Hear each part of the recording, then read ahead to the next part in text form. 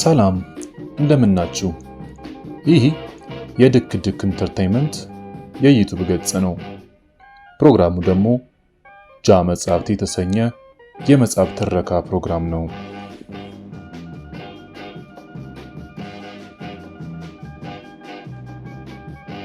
በክፍል 15 ትረካችን ወቅት ፓፒዮና ጓደኞቹ በትሪንዳድ ከተማ የሚገርም ቀኖች እንዳሳለፉና በተቀበላቸው በጠበቃው በሚስተር ባውን ቤት የተደረገላቸውን አቀባበል እንዲሁም የከተማው ሕዝብ ያሳየውን ፍቅር አድምጠናል። በክፍል 16 የሚፈጠረውን አሁን እናቀርብላችኋለን። ፓፒዮ ክፍል 16 አሁን ይቀርብላችኋል።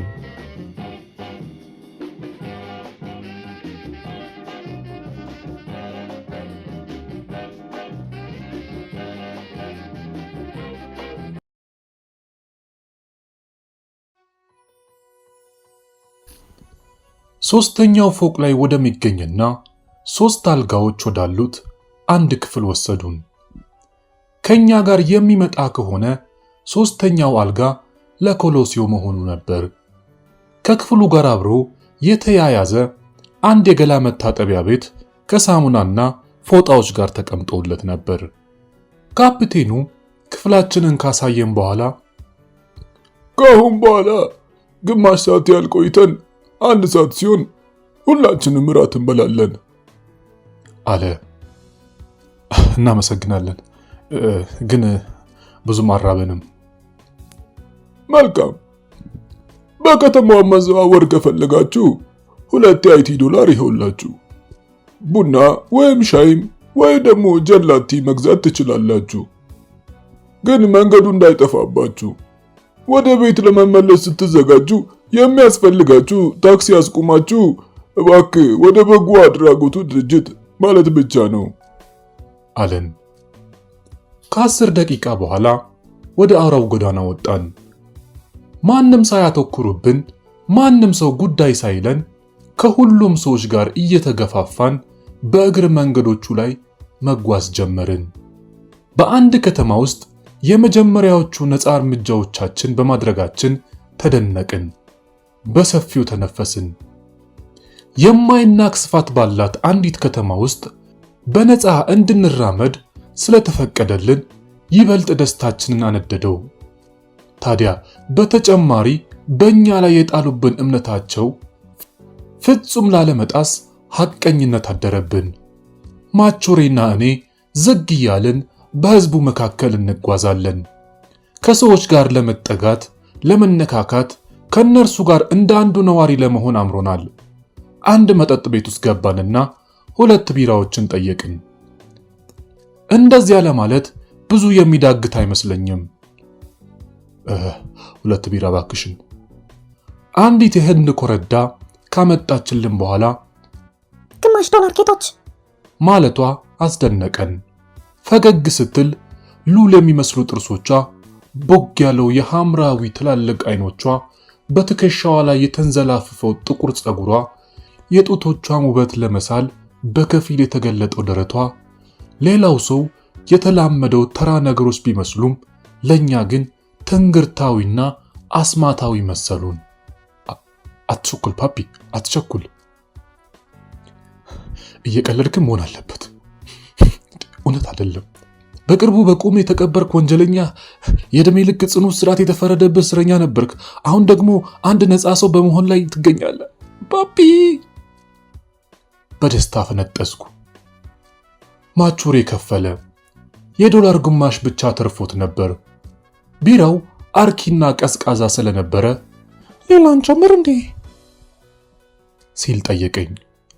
ሁለተኛ ዙር ማዘዝ ብልህነት አልመሰለኝም። ስማ፣ 1 ሰዓት ባልሞላ ጊዜ ውስጥ ነፃ ሆንና ልትሰክር ትፈልጋለህ እንዴ? አይ ማቾሬ፣ ተው እንጂ ፓፒ፣ አታጋን ነው። 2 ቢራዎች መስከር እኮ አይባልም። በ2 ቢራ ላይሆን ይችላል፣ ግን ደስታን በአንድ ጊዜ ተስገብግበን መጨረስ የለብንም። በየጊዜው አንዳንድ እያለን እየቆጠብን መቅመስ እንጂ መስገብገብ ጥሩ አይመስለኝም። በተጨማሪ ገንዘቡ እኮ የኛ አይደለም ማቹሪ። እሺ ልክ ነህ። መጠቀም የሚኖርብን በቁጠባ ይሁን። አዎ ልክ ነህ ፓፒ፣ ልክ ነህ። መጠጥ ቤቱን ተውንና ከአንዱ የከተማ ዳር እስከ ሌላው በተዘረጋው የዋተር ሳራ ጎዳና ላይ ቁልቁል ወረድን። በከተማዎቹ ታክሲዎች፣ በበቅሎዎች የሚሳቡ ትንንሽ ጋሪዎች፣ በካሚዮኖቹና በሲኒማ ቤቶች በሚንበጎበጉ የመብራት ምልክቶችና የማታ ክበቦች፣ በህንዶችና በጥቁር ኮረዳዎች አይኖቼ ከመጠን በላይ እየተደነቁ ድንገት ሳናውቀው በወደቡ አካባቢ ደረስን። ከፊት ለፊታችን መብራት ያላቸው ጀልባዎች እንደ ፓናማ፣ ሎስ አንጀለስ፣ ቦስተን፣ ኪውቤክ የመሳሰሉ የዝነኛ ወደቦችን ስም የያዙ የመንገደኞች መርከብና ከሃምቡርግ፣ ከአምስተርዳም፣ ከለንደን የመጡ ዕቃ ጫኝ መርከቦች ተጠግተዋል። ወደቡ ከዳር እስከ ዳር በመጠጥ ቤቶች፣ በሴተኛ አዳሪዎችና በሆቴሎች ተጨናንቋል። በውስጣቸው ወንዶችና ሴቶች ጥቅጥቅ ብለው ሲጠጡ፣ ሲዘፍኑ፣ እየተጫጫሁ ሲጨቃጨቁ በድንገት እኔም ከነዚህ ሰዎች ጋር ተቀላቀል የሚል የማላውቀው ከፍተኛ ፍላጎት አደረብኝ። ስድነት ሊመስል ይችላል፣ ግን ስሜቴ በጣም ፈንቅሎ የሚማርክ ነበር። ከመጠጥ ቤቶቹ በአንደኛው ደጃፍ ላይ በበረዶ የተጀሉ የአይስተሮች፣ ሽሪምፖችና የክላሞች አለ የተባለ የባህር ውስጥ ምግብ በየአይነቱ ተላላፊውን ለማስጎብኘት ለትዕይንት ተደርድረው ነበር። ቀይና ነጭ ጨርቅ የለበሱ ገበታዎች ብዙ ሰዎች እንደሚያስተናግዱ እኛም እንድንቀመጥ ይጋብዛሉ። ጠያይምና ደስ የሚል መልክ ያላቸው ኮረዳዎች ባለ ደማቅ ቀለም ሰውነት የሚያሳዩ ስስ ቀሚሶቻቸውን ለብሰው ይበልጥ እንድንደሰት ይገፋፉናል። ከነርሱ መካከል ወደ አንዷ ሄድኩና የፈረንሳይ ገንዘብ ተቀባይነት አለው እንዴ ቆንጂት ብዬ የ1000 ፍራንክ ኖት ሰጠኋት። አዎ መነዝር አለው። ኖቱን ተቀበለችኝና ወደሚጫጫኸው ክፍል ውስጥ ገብታ ቆየች። ከዛም ተመልሳ ገንዘብ ተቀባዩ ዘንድ ወሰደችኝ። ቻይናዊ ነበር። ፈረንሳዊ ነህ? አዎ አዎ። 1000 ፍራንክ ፈልገህ ነው አለ በሚኮላተፍ አንደበቱ። አዎ አዎ። ሁሉንም በአይቲ ዶላር ነው መነዝርልህ አለ እንደገና እየፈጠነ የተናገረ። አዎ አዎ፣ በአይቲ ዶላር እንፈልገው። ፓስፖርት? ፓስፖርት የለኝም። የመርከበኛ መታወቂያ ካርድ? አይ እሱም የለኝም። እሺ፣ የይለፍ ወረቀትም ይሆናል። አለቃ እሱም የለኝም። እሺ እሺ። ከኮረዳዋ ጋር አንድ ሁለት ቃላት ተነጋገረ። የክፍሉን ዙሪያ አንቃኘች። የወርቅ ጥልፍ መልህቅ ያለው የእኔን የመሰለች ኬፕ የደፋ አንድ መርከበኛ መሳይ ሰው ዘንድ ሄደችና ወደ ገንዘብ ተቀባዩ ይዛው መጣች። መታወቂያ ካርድ አለው ቻይናዊው። ይኸው። ቻይናዊው ኮስተር ብሎ በእርሱ ስም አንድ የምንዛሬ ፋክቱር አዘጋጀና አስፈርመው። ከዚያም ኮረዳዋ ክንዱን ይዛ እየመራች ወደ መቀመጫው መልሳ ወሰደችው። ምን ማድረግ እንዳለበት ቀደም ብሎ የለመደ ኖሯል። ባለ 50 ዶላር አንድ ኖትና የ2 ዶላር ኖቶች በጠቅላላው 250 የአይቲ ዶላር ተቀበልኩ። ለኮረዳዋ 1 ዶላር ጉርሻ ሰጠው። ወደ ውጭ ወጥተን ከጠረጴዛዎቹ በአንደኛዎቹ ተቀመጥንና የጎመጀንለትን የባህር ምግብ ከተመገብን በኋላ በደረቅ ነጭ የወይን ጠጅ አወራረድ ነው። በእንግሊዞች ከተማ ያሳለፍኳቸውን ያችን የመጀመሪያ የነጻነት ሌሊት ልክ እንደ ትላንት አስታውሳታለሁ። በልባችን ብርሃንና ሙቀት ተሞልተን ከሚደሰተው ከሚስቀው ሕዝብ ጋር በየቦታው ዞርን። መጠጥ ቤቶቹ በመርከበኞችና እነርሱን ለማጥመድ በሚጠባበቁ ኮረዳዎች ተሞልቶ ነበር። እነዚህ ግን በፓሪስ በሌ ሃርቬ ወይም በማርሴይ እንዳሉት ሞጋጎች አይኖቻቸው በጉጉትና በጮሌነት የፈጠጡ አራዳዎች አልነበሩም። የትሪንዳድ ኮረዳዎች የተለያዩ መልኮች ነበራቸው። ወደ ቢጫነት የሚያደሉ ቻይናውያን፣ ጠቆር ያሉ አፍሪካውያን፣ እንደዚሁም የሸንኮራ አገዳና የኮኮናት ተክል ለማልማት ዘሮቻቸው ቀደም ብለው ተጉዞ የነበሩ የህንድ ጠያይም ባለ ሐር ጸጉር ሴቶች፣ የቻይናውያንና የህንድ ድብልቅ በአፍንጮቻቸው ላይ የወርቅ ቀለበቶችን የሚያንጠለጥሉ ጭምር ነበሩ። ከዚያም በሮማውያን ገጽታቸው ላይ የሚንቦጎብጉ ትላልቅ ጥቁር አይኖችና እንደ መዳብ የሚያበሩ ፊቶች ያሏቸው ቆነጃጅቶች ነበሩ። እንዴት እንደተስተካከሉ እስቲ ተመልከቷቸው። የሚሉ የሚመስሉ ወደፊት የተወጠሩ ጡቶች፣ የሚያስጎመጁ የላቲን ዝርያዎችም ነበሩ። እነዚህ ሁሉ ጸጉሮቻቸውን በልዩ ልዩ ቀለማት አበባዎች የሚያስጌጡ ኮረዳዎች ስሜታቸው የሚቀሰቀሰው ለወራዳ ተግባር ወይም ለንግድ አልነበረም። በእርግጥ የሚደሰቱበት ሙያ እንዳልነበረና ገንዘቡም በኑሯቸው ላይ አብይ ነገር እንዳልሆነ ሁኔታቸው ይናገራል። ማቹሬና እኔ ልክ ከመብራት ጋር የሚጋጩ ጥንድ የእሳት ራት ቢራቢሮች መሰልን። ከመጠጥ ቤት ወደ መጠጥ ቤት ስንዟዟር ቆየን።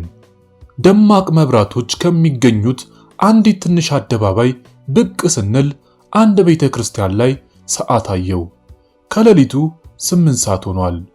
መመለስ ነበረብን። ፈርለቀቅን። ወደ እንግዶቹ ማረፊያ $2 የሚወስደን አንድ ታክሲ ጠራው። በጣም ሀፍረት እየተሰማን ስንገባ ዕድሜዋ በ25 እና በ30 መካከል የሆነ ቡናማ ጸጉር ያላት የበጎ አድራጎቱ ድርጅት አባል የሆነች ሴት በሰላምታ ተቀበለችን። እንኳን ደህና መጣችሁ አለችና ለስሜት በሚጥሙ ቃላት በእንግሊዘኛ ቋንቋ ጥቂት አውርተን ከዚያም የክፍላችንን ቁልፍ ስትሰጠን መልካም ሌሊት ተመኘችልን። ወደ አልጋችን ውስጥ ገባን። ከሻንጣዬ ውስጥ አንድ ቢጃማ አገኘው። መብራቱን ላጠፋ ስል ማቹሬ እንደዚህ ሲለኝ ሰማሁት። እንደዚህ በአጭር ጊዜ ውስጥ ይሄንን ሁሉ የሰጠንን አምላክ ማመስገን የሚኖርብን አይመስልህም? ምን ትላለህ ፓፒ? አንተው የራስህን አምላክ አመስግንልኝ። ታላቅ ወዳጅ ነው። ለኛ በጣም ግሩም እንደሆነልን ሐቅ ነው። በል ተነስ፣ አንተ አመስግን። እኔ ግን ልተኛ። ደህና ደር። ከዚያም መብራቱን አጠፋው። ይህ ትንሣኤ፣ ይህ ከተቀበርኩበት መቃብር ያመለጥኩበትና ከዓለም ሕዝቦች ጋር የተቀላቀልኩበት አጋጣሚ በጣም አስፈንድቆኝ ስለነበረ መተኛት አልቻልኩም።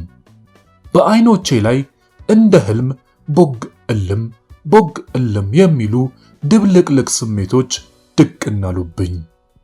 ችሎቱ፣ ማረፊያ ቤቱ፣ ቆማጣዎቹ፣ ቅዱስ ማርቲን ዴሬ፣ ትሪቡላር፣ ኢዮአስ፣ የባህሩ ሞገድ፣ ባለፉት ዓመታት አልፌባቸው የነበሩት ሀገሮች በሙሉ ልክ እንደ ባሌ ዳንስ ተጫዋቾች እየተከታተሉ ወደ አእምሮዬ ለመግባት ይታገሉ ነበር። ትዝታዎቼን ለመርሳት ሞከርኩ፣ ግን ልረሳቸው አልቻልኩም። እንግዳ የሆነብኝ ሌላው ነገር ደግሞ እነዚህ ትዝታዎቼ ከዱር አሳማዎቹ ጩኸት፣ ከአሞራዎቹ ጫጫታ፣ ከነፋሱና ከማዕበሉ ውሽንፍር ትተናቸው ከመጣናቸው መጠጥ ቤቶች ውስጥ ከሰማዋቸው የህንድ ቫዮሊን የሙዚቃ ድምጾች ጋር መቀላቀላቸው ነበር።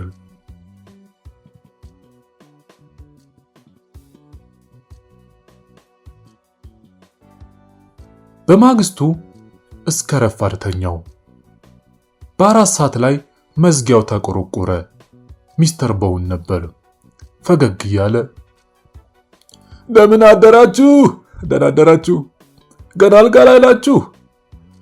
ዘግይታችሁ መሆን አለበት መቼስ ማታ። ጥሩ ጊዜ ያሳለፋችሁ? አለ። እንደምን አደሩ? አው ማታ እኮ አመሸን ሳናቀው። ይቅርታ ያርጉልን መቼስ። በምን የተነሳ ካሳለፋችሁት ህይወት አኳያ አድራጎታችሁ በትክክል ተገቢ ነው። እንደ ነፃ ሰዎች የሆናችሁበትን የመጀመሪያዋን ምሽት መጠቀም ነበረባችሁ። የመጣሁት ወደ ፖሊስ ጣቢያ ይዤችሁ ሊሄድ ነው። ወደ ሀገሪቱ ያለ ህጋዊ ፍቃድ መግባታችሁ በግንባር ቃል ለመስጠት እዚያ መሄድ አለባችሁ። ያ ፎርማሊቲ ከተጠናቀቀ በኋላ ጓደኛችሁን ለማየት እንሄዳለን። ቀደም ብሎ ዛሬ ጠዋት ራጅ አንስተውታል። ውጤቱን በፍጥነት እናሳውቃለን ብለውኛል። ስለዚህ ተረጋጉ፣ ችግር የለውም የማታው አለን። ልብሳችንን ለበስን። ሚስተር ቦንና ካፒቴኑ ከሚቆዩበት የምድር ቤት ወረድን። ለምን አደራችሁ ጓደኞቼ? አለ ባልተስተካከለ ፈረንሰኛ። እንደምን ዋላችሁ ስትል የበጎ አድራጎቱ የሴት መኮንን ተናገረች። ፖርት ኦፍ ስፔንን እንዴት አገኛችኋት? ብላ ጠየቀችን። አዎ እንዴ በጣም የሚገርም ጊዜ ያሳለፍን ማታ፣ በጣም የሚገርም ጊዜ ስል መለስኩላት። ቡና ጠጣን። ከእንግዶች ማረፊያ እስከ ፖሊስ ጣቢያው 200 ያርድ የነበረውን ርቀት በእግራችን ተጓዝን። ያለምንም ልዩ አመለካከት ፖሊሱ ሰላምታ አቀረበልን። ካኪ ዩኒፎርም የለበሱ 2 ጥቁር ዘበኞች መሃል አለፍንና ከፍተኛ ግርማ ያለው አንድ ቢሮ ውስጥ ገባን። ካኪ ሸሚዝና ቁምጣ ሱሪ የለበሰ በሽልማት የተንቆጠቆጠ እድሜው በግምት 50 ዓመት የሚጠጋ አንድ መኮንን ብድግ ብሎ በፈረንሰኛ ቋንቋ አናገረን። እንደምን አደራችሁ? እባካችሁ እስኪ ተቀመጡ። ኦፊሻል የሆነውን ቃላችሁን ከመቀበላችን በፊት ትንሽ ጥያቄዎችን ላቀርብላችሁ እፈልጋለሁ። እድሜያችሁ ስንት ነው? የኔ 26 ነው። ማቹር እድሜው 19 ነው አልኩት። ምንድን ነበር ወንጀላችሁ? የነፍስ ግድያ። መልካም። ምን ያህል ጊዜስ ተፈረደባችሁ? እሱ ምንም የእድሜ ልክ እስራት ነው የተፈረደብን። እሺ፣ እንግዲያውስ በአንደኛ ደረጃ የነፍስ መግደል ወንጀል ነበር የተከሰሳችሁት ማለት ነው? አይ እንደዛ አይደለም ጌታዬ፣ የኔ 2ኛ ደረጃ ነበር። የኔ ግን 1ኛ ደረጃ ነበር አለ ማቹሬ በማስከተል። እድሜ ግን 17 ዓመት ብቻ ነበር በሰዓቱ አለ። በ17 ዓመት ምን እንደምታደርግ ታውቃለህ? አለና መኮንኑ በማከታተል እንግሊዝ ውስጥ ብትሆን ኖሮ ትሰቀል ነበር። ይሁንና የፈረንሳውያንን ሕግ እንግሊዛውያን ባለስልጣኖች ሊተቹበት አይገባም። ወንጀለኞቻቸውን ወደ ፈረንሳይ ጊያና መላካቸው አልስማማበትም። ፈረንሳይን ለመሰለ አንድ ስልጡን ሀገር ይህ ድርጊት ኢሰብአዊና ክብርን የሚያቃልል ነው። ግን እናዝናለን። በትሪንዳድም ሆነ በማናቸውም የእንግሊዝ ደሴቶች ውስጥ ለመቆየት አትችሉም። የሚሰጣችሁ የጊዜ ገደብ ለማስረዘም በህመም ወይም በሌላ ምክንያት ሰበብ ለመፈለግ እንዳትሞክሩ። ከኛ ጋር እንደተማመንን መጠየቅ ይኖርብኛል። ለ15 ቀናት ፖርት ኦፍ ስፔን ውስጥ ለመቆየት ነፃ ናችሁ። እንደሚታወቀው አንዲት ጥሩ ጀርባ አላችሁ። ጥገና ቢያስፈልጋት የእንግሊዝ ባህር ኃይል ሰራተኞች ይሰሩላችኋል። ለጉዟችሁ የሚያስፈልጋችሁን ማንኛውም ምግብ፣ ከዚህ ሌላ አንድ ጥሩ ኮምፓስ እና አንድ የባህር መስመር ካርታ ይሰጣችኋል። የደቡብ አሜሪካ ሀገሮች እንደሚቀበሏችሁ ተስፋ አደርጋለሁ። ለፈረንሳይ ባለስልጣኖች ሊልኳችሁ እስከሚወስኑበት ጊዜ ድረስ ታስራችሁ በመንገድ ሥራ ብርጌድ ውስጥ ስለምትመደቡ ወደ ቬንዙዌላ እንዳትሄዱ። ወንጀላችሁ ከባድ ሊሆን ይችላል፣ ግን ደግሞ ሕይወታችሁ እስከ ዘላለም ተበላሸ ማለት ደግሞ አይደለም። ወጣትና ጤነኛ ከመሆናችሁ ሌላ ጨዋ ልጆች ትመስላላችሁ። ስለሆነም ካለፋችሁበት ሁኔታ አንጻር ቋሚ ሽንፈትን ለመቀበል እንደማትፈልጉ ተስፋ አድርጋለሁ። ራሱ እዚህ ድረስ መምጣታችሁ አለመፈለጋችሁን ያመለክታል። ኃላፊነት የሚሰማው የህብረተሰብ አባል እንድትሆኑ ለመርዳት እጄን ስዘረጋ ደስ ይለኛል። መልካም እድል። ማንኛውም ችግር ቢገጥማችሁ በፈረንሰኛ ልታነጋግሩት የምትችሉት አንድ ሰው ስለሚኖር በዚህ ስልክ ቁጥር ደውሉ አለና ደወል አቃጨለ። አንድ ሲቪል ሰው ወደ እኛ መጣ። ብዙ ፖሊሶችና ሲቪሎች ታይፕ ከሚመቱበት አንድ ክፍል ውስጥ ተወሰድንና ከመካከላቸው ቃላችንን ተቀበልን። ወደ ትሪንዳድ ለምን መጣችሁ? እግረ መንገዳችንን ለማረፍ ነበር። ከወዴት ነው የመጣችሁት? ከፈረንሳይ ጊያና። በምታመልጡበት ወቅት የፈጸማችሁት ወንጀል ጉዳት የደረሰበት ወይም የገደላችሁት ሰው ነበር? አይ ከባድ ጉዳት የደረሰበት ሰው አልነበረም። እንዴት አወቃችሁ? ከመልቀቃችን በፊት አውቀነዋል። እድሜያችንን፣ በፈረንሳይ ሕግ ቅጣታችንን ደረጃ፣ ሌላውን በሙሉ አስረዳ ነው። ከዚያ ቃል ተቀባዩ እንደዚህ አለ። እስከ 18 ቀን እዚህ ለመቆየት ትችላላችሁ። በዚያ ወቅት ማንኛውንም የምትፈልጉትን ለማድረግ ነፃነት አላችሁ። ማረፊያችሁን ከቀየራችሁ አስታውቁን። የ50 አለቃ ወሲ ይባላለሁ። አድራሻዬ ከሁለት ስልክ ቁጥሮች ጋር ይሄውላችሁ። አንደኛው የታወቀ የፖሊስ ባልደረባነቴ ቁጥር ነው። ሌላው ደግሞ የግል ቁጥሬ ነው። አንድ ነገር አጋጥሟችሁ እርዳታ ቢያስፈልጋችሁ ወዲያውኑ ደውሉ። በየትኛውም ሰዓት። ለእምነታችን ዋጋ እንደምትሰጡ እርግጠኞች ነን። መልካም ስነ ምግባር እንደምታሳዩ ማምናለሁ ብሎ ተሰናበተን። ከትንሽ ጊዜ በኋላ ሚስተር ቦን ወደ ክሊኒኩ ይዞን ሄደ። ኮሎሲዮ እኛም በማየቱ ደስ ብሎት ነበር። በከተማው ስላሳለፍነው ምሽት ምንም ነገር አልተናገርንም። የነገርነው ነገር ቢኖር እንደፈለግን ለመውጣትና ለመግባት ነፃ መሆናችንን ብቻ ነበር። ይህም አስደነቀው። ፓፒ፣ ያለምንም አጃቢ ብቻችን አለ። አይገርምም? አዎ፣ ማንም አያጅበንም። ፓፒ፣ እነዚህ እንግሊዞች ቀልደኛ ሰዎች ናቸው በእናት አለ፣ ደስታ ፊቱ ላይ የታየ።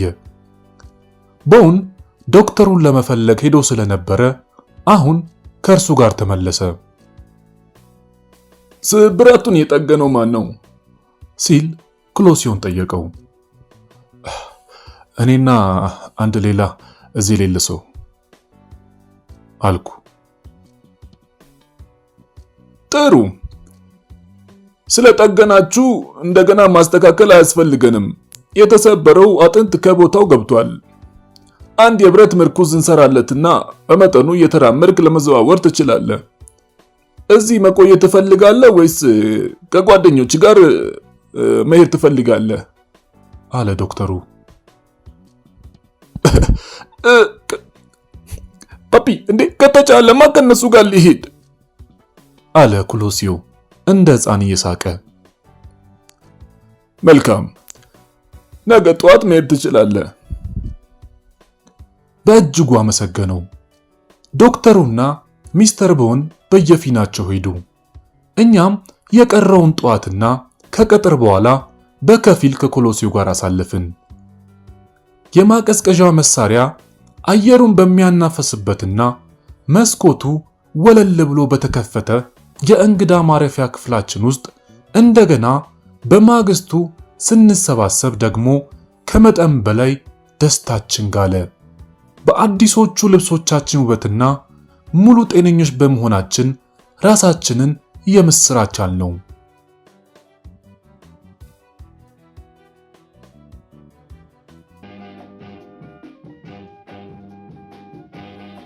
ክፍል 16 ያደመጣችሁትን ይመስል ነበር። በክፍል 17 የሚፈጠረውን ለማድመጥ ይህንን ቻናል ሰብስክራይብ በማድረግና የደወል ምልክቷን በመጫን ቤተሰብ ይሁኑ። ፓፒዮ ክፍል 16 እንዲህ ተጠናቋል።